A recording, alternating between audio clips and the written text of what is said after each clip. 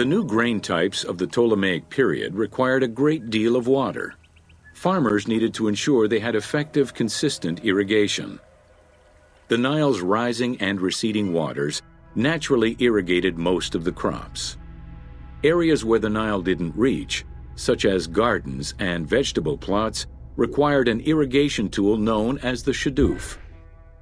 The shadoof allowed easy transport of water from its source. It consisted of a tall wooden frame with a long pivoting pole and suspended bucket.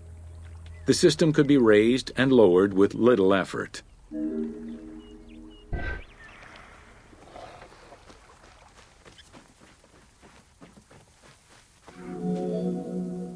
Later, a sakya, or water wheel, was invented.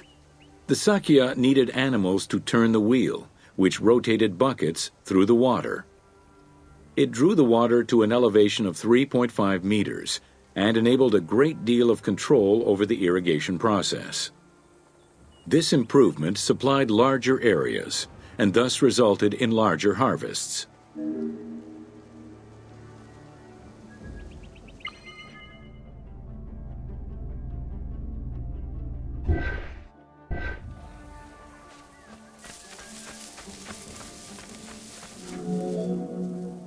The threshing process separated the grain from its husk.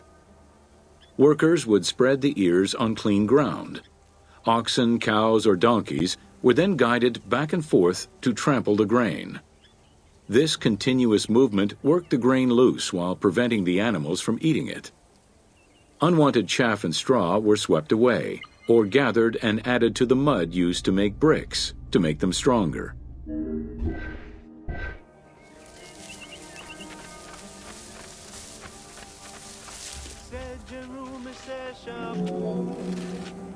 Winnowing was the stage where workers used wooden scoops to throw ears in the air.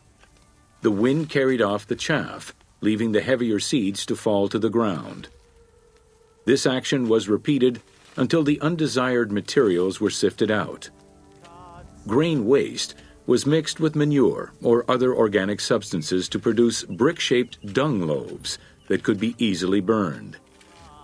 A standardized brick size enabled Egyptians to mass-produce this byproduct and use it as a commodity.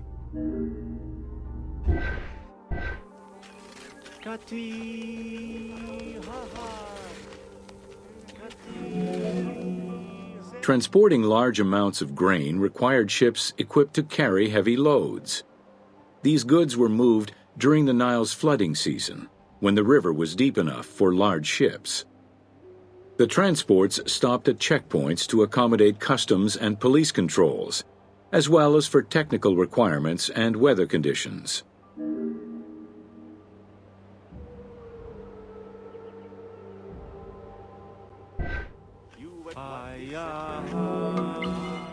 Transporting large amounts of grain required ships equipped to carry heavy loads. These goods were moved during the Nile's flooding season, when the river... Having reached Alexandria's inner harbor, the wheat was unloaded under the supervision of a civil servant in charge of wheat management. Portions were distributed to Alexandria's city market, and the remaining stockpile was either exported or stored in warehouses.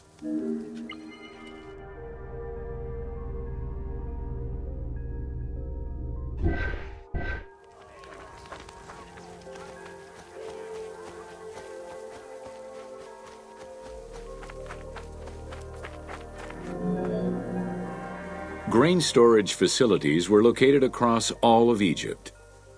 Temples and institutions had large silos, while individual houses had storage sheds. In some houses, arched cellars were built into the foundations. These watertight chambers were accessible from the ground floor through a trapdoor. Royal granaries acted as the storehouse and distribution centers, and managed state payments to civil servants, soldiers, and the police. Though plastered on the inside, silos weren't completely sealed, and so remained susceptible to mice infestations.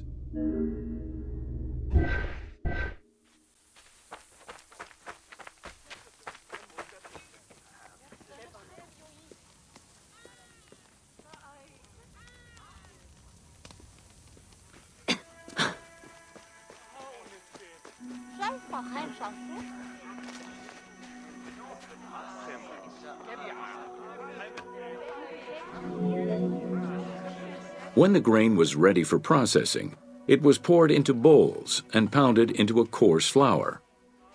That flour was then passed through a sieve to make it of finer quality and further ground between stones. Ancient Egyptians did not stock flour. Instead, fresh grain was portioned out each time to produce flour as it was needed.